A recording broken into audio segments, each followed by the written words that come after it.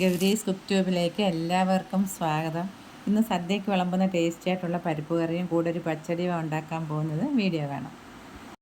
125 ml കപ്പിൽ അലകാക്കിയ പയർ 1 cup എടുത്തിട്ടുണ്ട്. ഒരു പാത്രം നന്നായിട്ട് ചൂടായി കഴിയുമ്പോൾ അതിലേക്ക് 1 ഗ്ലാസ് പയറിട്ട് നന്നായിട്ടൊന്ന് ചൂടാകുന്നവരെ വറുത്തെടുക്കണം. നല്ല ചൂടായാൽ മതി. തണുത്ത ശേഷം മിക്സി ജാറിലിട്ടൊന്ന് കറക്കി പാറ്റി വെച്ചിരിക്കുന്ന പയറായത് പൾസ് മോഡിലിട്ടാൽ മതി. പയർ നന്നായിട്ട് കഴുകിയിട്ടുണ്ട്. ഇനി നമ്മൾ പരിപ്പളന്ന അതേ കപ്പിൽ തന്നെ 2 കപ്പ് വെള്ളം ഒഴിക്കാം. 1/4 ടീസ്പൂൺ മഞ്ഞൾപ്പൊടി, 1 അല്ലി വെളുത്തുള്ളി, 1/4 ടീസ്പൂൺ നെയ്യ് ഇത്രയും കൂടെ ചേർത്ത ശേഷം കുക്കറിൽ വെച്ചിട്ടൊന്ന് വേവിച്ചെടുക്കാം. സ്റ്റീം വന്നിട്ടുണ്ട്. ഇനി വെയിറ്റ് വെക്കാം. ഇപ്പോൾ ഫുൾ ഫ്ലെയിമിൽ വെച്ച് ഒരു വിസിൽ വന്ന് ഇനി ലോ ഫ്ലെയിമിലാക്കി 3 വിസിൽ വന്ന ശേഷം ഓഫ് ചെയ്യാം.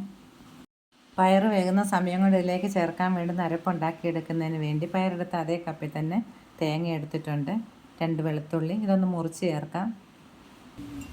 തേങ്ങ ചേർക്കുമ്പോൾ അധികം വിളയാത്ത തേങ്ങ തന്നെ വേണം ചേർക്കേണ്ടത്. പാലുള്ള തേങ്ങ, 1/2 ടീസ്പൂൺ ചെറിയ ജീരകം, 1/4 കപ്പ് വെള്ളം കൂടെ ചേർത്ത് തരിയായിട്ടൊന്ന് അരച്ചെടുക്കാം. ഇനിയൊരു പച്ചടി ഉണ്ടാക്കുന്നതിന് വേണ്ടി 10 ചെറിയ ഉള്ളി പൊടിയായിട്ട് അരിഞ്ഞത്, വിളഞ്ഞ ഒരു പച്ചമുളക് വട്ടത്തിൽ അരിഞ്ഞെടുത്തിട്ടുണ്ട്, 1 കഷ്ണം ഇഞ്ചി കൊത്തി അരിഞ്ഞ ശേഷം ചതച്ചത്.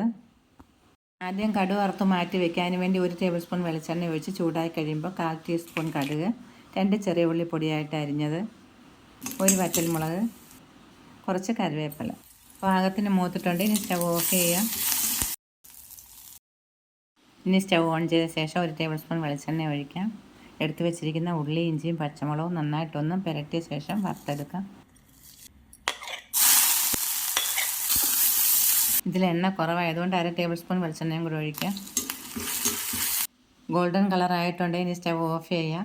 ഉള്ളി നന്നായിട്ട് തണുത്ത ശേഷം വേണം അതിലേക്ക് തൈര് ഒഴിക്കേണ്ടുന്നത്. അതിന് ശേഷം കടുക് വറുത്തും കൂടെ ചേർത്ത് മിക്സ് ചെയ്തെടുക്കാം.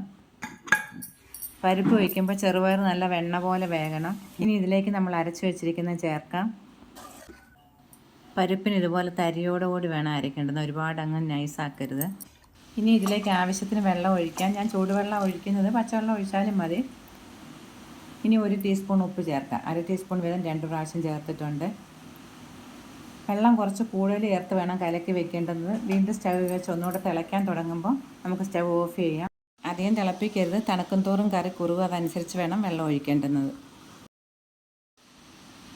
2 ടേബിൾ സ്പൂൺ വെളിച്ചെണ്ണ ഒഴിച്ച് ചൂടായ ശേഷം അതിലേക്ക് 1/2 ടീസ്പൂൺ കടുക് ഇട്ട് പൊട്ടിയ ശേഷം 4 ചുവന്നുള്ളി അരിഞ്ഞത്, 1 വറ്റൽമുളകും കൂടെ മുറിച്ച് ചേർക്കാം. മൂത്തിട്ടുണ്ട്. ഇനി സ്റ്റവ് ഓഫ് ചെയ്യാം.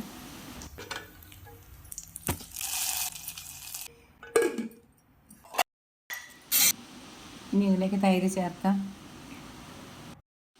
ഉപ്പുപൊടി 1/2 ടീസ്പൂൺ. ഇനി കടുക് വറുത്ത് മാറ്റി വെച്ചിരുന്നതും കൂടെ ചേർത്ത് ഇളക്കിയെടുക്കാം.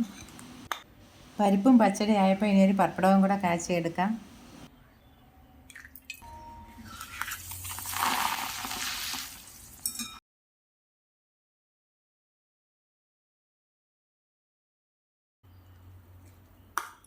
ഇനി കുറച്ച് ചൂട് ചോറും കൂടെ നല്ല കട്ടിയായിട്ടുള്ള പരിപ്പ് ഇലയിൽ ഒഴിക്കുമ്പോൾ ഒഴുകി പോകരുത്. ഈ പാകത്തിന് വേണം പരിപ്പ് കറി വെക്കേണ്ടുന്നത്. പരിപ്പിൻ്റെ കൂടെ നെയ്യും. ഇതെല്ലാവർക്കും ഇഷ്ടമുള്ള ഇഞ്ചിക്കറിയാണ്.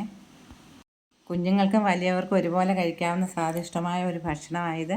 എല്ലാവരുടെ അഭിപ്രായങ്ങൾ അറിയിക്കണം. വീണ്ടും കാണാം. നന്ദി, നമസ്കാരം.